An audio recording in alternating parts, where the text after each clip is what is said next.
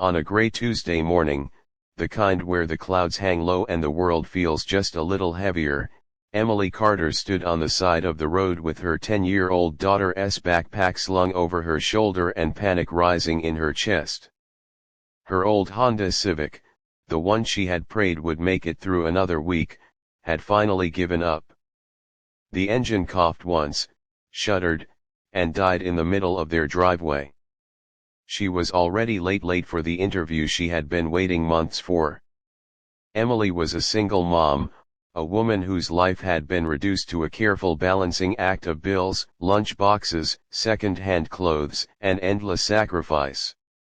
And today was supposed to be different. Scene 1, The Breakdown.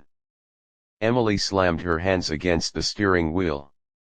Emily whispering to herself, "Not today, please, not today." Her daughter, Lily, sat quietly in the passenger seat, hugging a faded teddy bear. "Lily, Mommy, are we still going to make it?" Emily forced a smile she didn't feel.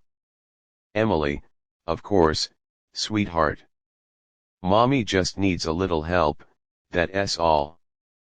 But inside, she felt the walls closing in. There was no Uber money left in her account. No neighbor at home to borrow a car from. And the bus wouldn't get her downtown in time. This job interview meant everything. It was with Westbridge Enterprises, one of the biggest firms in the city. She had applied on a whim, never expecting to hear back. But when the email came, she felt a flicker of hope she hadn't felt in years. Scene 2, The Stranger. As Emily stood on the curb, scanning the road desperately, a sleek black car pulled up. Not flashy, but elegant. The window rolled down, and a man in his 40s leaned out. His suit was crisp, his tie perfectly knotted, but his eyes warm, kind, unexpectedly gentle softened his polished appearance. "Man, you look like you could use a hand." "Car trouble?"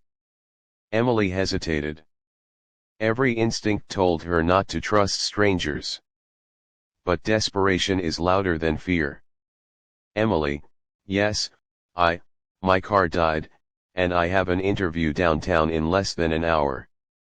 I don't usually ask, but..." The man gave a small smile. "Man, hop in. I'll take you."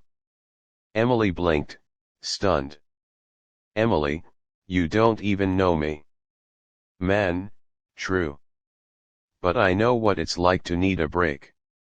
Something in his tone, quiet but genuine, disarmed her. Against every ounce of pride, she opened the door and slid into the passenger seat. Scene 3, The Ride. The car smelled faintly of leather and cedarwood. Soft jazz played low on the stereo. Emily sat stiffly, clutching her purse. "Man, I'm Daniel, by the way." "Daniel Hayes." Emily Carter. "Thank you for this really. You don't know how much it means." Daniel glanced at her briefly, then back to the road.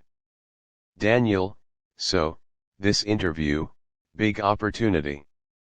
Emily laughed nervously. "Emily, biggest one I've ever had. It's at Westbridge. I've been working 2 part-time jobs, just trying to keep the lights on. This could change things for me. For my daughter." Daniel's expression shifted just slightly, but Emily didn't notice. "Daniel, Westbridge, that's quite a company." Emily, "Yeah. I'm not sure I even belong there, but I have to try." There was silence for a beat, then Daniel said softly, "Daniel, you know, belonging has less to do with where you come from, and more to do with what you're willing to give." His words landed strangely, like he knew more than he let on. Scene 4, Heart to Heart. Traffic thickened as they entered the city. Emily stared out the window, her mind racing. She wanted to say more, but vulnerability was hard for her. Still, something about Daniel's calm presence made the words spill out.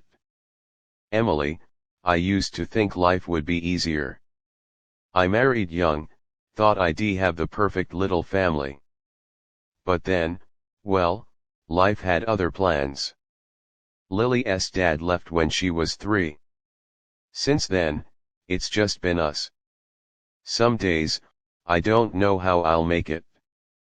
Daniel's hands tightened on the steering wheel. His jaw clenched, then relaxed. Daniel, you're still standing. That says more than you realize. Emily blinked back sudden tears. She wasn't used to kindness from strangers. Emily, do you have kids? A pause. Daniel, I had a son. He passed away years ago. Emily's heart dropped. Emily, I'm so sorry. Daniel gave a small nod, eyes fixed on the road. Daniel, loss changes you. It makes you see the world differently. Sometimes, it makes you want to help where you can. Scene 5, The Twist. They pulled up to the tall glass building downtown. Emily's breath caught Westbridge Enterprises towered above them, sleek and intimidating. Emily, this is it. Thank you, Daniel. I don't know how to repay you. Daniel turned off the engine and looked at her, a quiet smile tugging at his lips. Daniel, go inside. Do your best. That'll be enough. Emily hurried out, nerves buzzing, and ran into the lobby. She gave her name to the receptionist, who checked the list and then picked up a phone. Moments later, Emily was ushered into a conference room. She smoothed her thrift store blazer, trying to steady her hands. The door opened. And in walked Daniel. Her mouth dropped open. Emily, you. Daniel straightened his tie, his expression unreadable now professional, composed. Daniel, welcome to Westbridge, Ms. Carter. I'm Daniel Hayes, CEO. The world tilted. Emily's knees went weak. The kind stranger who had driven her here, was the man interviewing her. Scene 6, The Interview. Emily stammered, words tumbling. Emily, I didn't know, if I had, I wouldn't have. Daniel held up a hand, stopping her.